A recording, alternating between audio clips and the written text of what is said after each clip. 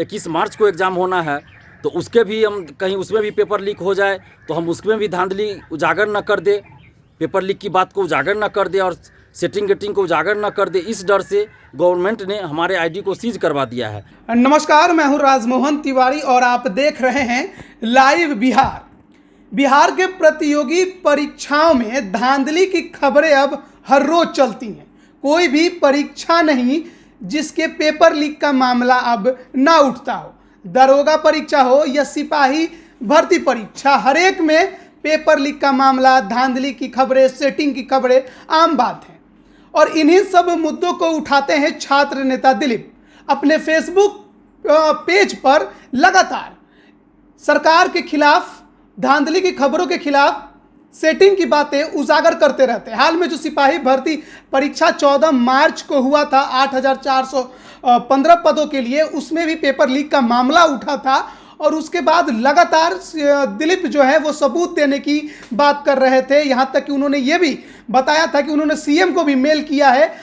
Paper जो question paper leak हुए हैं उससे संबंधित सभी कागजात उन्होंने मेल किए थे। और उसके बाद लगातार उनके आप फेसबुक पेज को देखिए, केवल छात्रों से जुड़े मुद्दे ही आपको नजर आएंगे। अभ्यर्थियों से जुड़ा मुद्दा, आंदोलन, पेपर लीक मामला, विधानसभा, यही सभी तमाम चीज़ें आपको नजर आएंगे। सिपाही परीक्षा रद्द करने की मांग, सीबीआई जांच करने की मांग, ऐसे तमाम आपको उनके फेसबुक पेज पर जो लिखी हुई बातें हैं वो नजर आएंगे। यानी केवल और केवल छात्रों से जुड़ी हुई बातें और सरकार की कमियों को उजागर करते उनके पेज नजर आते हैं। अब जो बड़ी खबर ये आ रही है, जो छात्र नेता दिलीप ने हमें दी है, कि उनके सोशल साइट्स यानी जिस पेज पर वो लिखते हैं उसे सीज कर दिया गया है।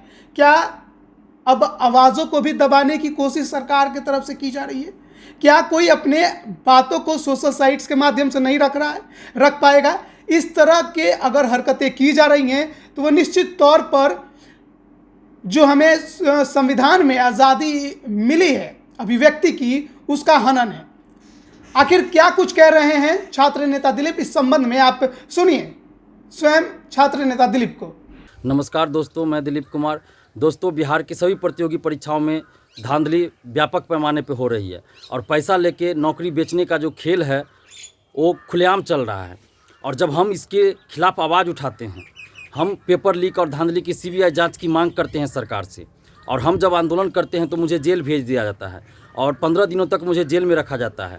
और जेल से बाहर आने के बाद भी जब हम डरते नहीं हैं, किसी के सामने झुकते नहीं हैं, ना ही बिकते हैं और लगातार अपनी आवाज़ को उठाते रहते हैं सोशल साइट के माध्यम से भी और सड़क पे आंदोलन के माध्यम से भी। और अभी जो बिहार पुलिस की परीक्षा हुई 14 मार्च को, जिसके दोनों सिटिंग का पेपर लीक था और आंसर वायरल था, और वही आंसर परीक्षा में पूछे गए प्रश्नों से मैच भी किया। और जब मैंने उस बात को, उस मुद्दे को ज़ोर शोर से उठाया सोशल मीडिया के माध्यम से, और जब समाचार पत्रों में हमारी बात को छापा गया, और हम जब सीबीआई जांच की मांग कर रहे थे और परीक्षा को रद्द करने की मांग कर रहे थे और इस पेपर लीक की सीबीआई जाँच की मांग कर रहे थे, तो बहुत समर्थन हमें मिल रहा था छात्रों से। बिहार के लाखों छात्रों का समर्थन मिल रहा था। और जब मीडिया में भी ये चीज़ आया, यूट्यूब चैनल पे चला, अखबारों में छपा, उसके बाद नीतीश सरकार की तानाशाही और घटिया सोच देखिए कि हमारे फेसबुक और ट्विटर आईडी को सीज कर दिया गया है। हमारे फेसबुक, जिस फेसबुक आईडी से हम मैसेज किया करते थे, पोस्ट लिखा करते थे, छात्रों से संपर्क किया करते थे, छात्रों से संवाद किया करते थे, और जिस ट्विटर हैंडल से हम ये सब करते थे, उस ट्विटर हैंडल को और फेसबुक आईडी को बिहार सरकार के द्वारा तानाशाही रवैया अपनाते हुए सीज करवा दिया गया है। और ये सीज कैसे करवा दिया गया, क्यों करवा दिया गया, ये सब अच्छी तरह आप हमसे ज़्यादा अच्छी तरह जानेंगे। मुझे तो ये भी पता नहीं था कि मेरा फेसबुक आईडी गवर्नमेंट के द्वारा सीज करवा दिया गया है। बहुत सारे मित्रों ने ही हमें फ़ोन करके बताया है कि आपका आईडी जो है गवर्नमेंट के द्वारा सीज करवा दिया गया है, क्योंकि 17 मार्च के दोपहर से ही मेरे फेसबुक आईडी पे कोई भी हम पोस्ट करते हैं तो किसी को नज़र नहीं आता था, और ना ही कोई लाइक आता था उस पर, ना ही कमेंट आता था। और जो लोग मेरे फेसबुक आईडी को सर्च करते थे उनको ही सिर्फ नज़र आता था। तो मुझे लगा कि ऐसे नॉर्मली है, हो सकता है नेटवर्क प्रॉब्लम होगा, इसके वजह से हो रहा है। लेकिन पिछले 3 दिनों से लगातार ये जारी है। और वही जब दूसरे आईडी से देखा जाता है तो वो सही है, लेकिन जिस आईडी से मैं सोशल साइट पे एक्टिव हूँ और लगातार धांधली के विरोध में आवाज़ उठा रहा हूँ, उस आईडी को गवर्नमेंट के द्वारा, बिहार सरकार के द्वारा सीज करवा दिया गया है। और ये बात जब मैंने बहुत सारे मित्रों को बताई, फेसबुक जो ब्लॉक है मेरा या क्या है, ये तो मुझे पता नहीं चल रहा था, लेकिन जब मैंने टेलीग्राम ग्रुप, व्हाट्सएप ग्रुप में मैसेज किया, अपने फेसबुक आईडी का लिंक शेयर किया और छात्रों से ही पूछा कि ऐसा क्यों हो रहा है, तो बहुत सारे जो इसकी जानकारी रखते हैं उन्होंने ही मुझे बताया है कि ऐसा गवर्नमेंट के द्वारा करवाया गया है, सीज करवा दिया गया है, ताकि आपके फेसबुक आईडी पे आप कुछ भी पोस्ट करें तो लोगों को नज़र ही ना आए। और जो बिहार पुलिस के खास के अभी हाल ही में एग्ज़ाम हुआ, उसका पेपर लीक था, उसकी हम जांच की मांग कर रहे थे। और पुनः फिर 21 मार्च को एग्ज़ाम होना है, तो उसके भी हम कहीं उसमें भी पेपर लीक हो जाए तो हम उसमें भी धांधली उजागर न कर दे, पेपर लीक की बात को उजागर न कर दे और सेटिंग गेटिंग को उजागर न कर दे। इस डर से गवर्नमेंट ने हमारे आईडी को सीज करवा दिया है और पता नहीं ये कब तक सीज करवाए रखेंगे। लेकिन अब देख लीजिए कि किस तरह गवर्नमेंट जो है लगातार तानाशाही रवैया अपना रही है। जब नीतीश सरकार जीरो टॉलरेंस की बात कर रही है भ्रष्टाचार पे, तो उनको तो जांच करवाना चाहिए, लेकिन जो धांधली को उजागर कर रहे हैं, जांच की मांग कर रहे हैं, तो उन्हीं के आईडी को सीज करवा दिया जा रहा है, उन्हीं को जेल भेज दिया जा रहा है। तो अब आप तमाम छात्र छात्राओं को ये सोचना होगा कि ये तानाशाही रवैया और ये घटिया रवैया नीतीश सरकार के कब तक चलेगा। अगर हम चुप रह गए, इसी तरह कुछ और लोग जो लिखते रहेंगे वो चुप हो जाएंगे, तो ये लोग चाहते हैं कि ये लोग चुप हो जाए और खुलेआम जो है ये लोग पैसा के बल पे सीट बेचते रहे और कोई इसके विरोध में बोले ही ना। और इसी वजह से मेरे आईडी को सीज करवाया गया है। तो आप लोग कम से कम, मेरे आईडी को सीज है तो सीज है, आप लोग लिखते रहिए, आवाज़ उठाते रहिए और हम तो आवाज़ उठाते रहेंगे। चाहे जितना आईडी मेरा सीज करना है, ब्लॉक करवाना है, करवा दे नीतीश सरकार या जिसको भी करवाना है, हम अपनी आवाज़ को जारी रखेंगे, आवाज़ उठाते रहेंगे और हम डरने वाले नहीं हैं। जय हिंद।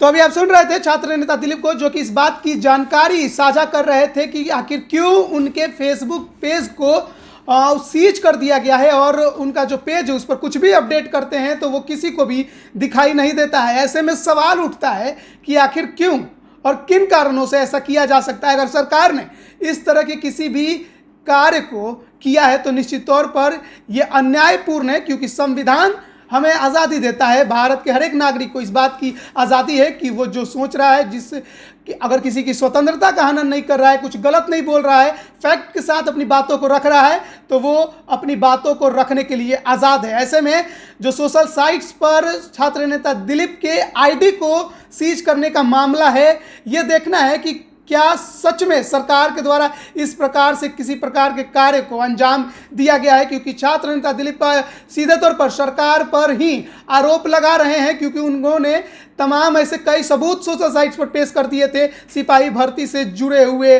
जो कि पेपर लीक से संबंधित मामले थे, और इसके पहले भी दरोगा मामले को लेकर भी वो कई बार सोशल साइट्स पर खुलकर सरकार के खिलाफ बोलते रहे हैं। 11 फरवरी को जब महा आंदोलन अभ्यर्थियों ने पटना के सड़कों पर किया था तो उस समय उन्हें 15 दिनों के हिरासत में भी ले लिया गया था। ऐसे में जब वो छूटे हैं तो वो लगातार आवाज़ उठा रहे हैं और अब सोशल साइट्स पर भी आवाज़ दबाने की कोशिश की जा रही है। सोशल मीडिया अभी सबसे बड़ा प्लेटफॉर्म है किसी भी आवाज़ को बुलंद करने के लिए। ऐसे में अगर किसी भी प्रकार की इस तरह के अगर कार्य को अंजाम दिया गया है तो वह निश्चित तौर पर स्वतंत्रता का हनन है, उनके मौलिक अधिकार का हनन होगा। अब देखना है कि अगर इसमें जांच होती है तो क्या कुछ सामने आता, क्या सच में सरकार की तरफ से ये अंजाम दिया गया है, ये देखने वाली बात होगी। लेकिन छात्र नेता दिलीप आरोप सरकार पर ही लगा रहे हैं। आप बने रहिए लाइव बिहार के साथ, तमाम अपडेट हम आप तक लगातार पहुंचा रहे हैं। आपका बहुत बहुत धन्यवाद। लाइव बिहार यूट्यूब पर सब्सक्राइब और फेसबुक पर लाइक जरूर करें।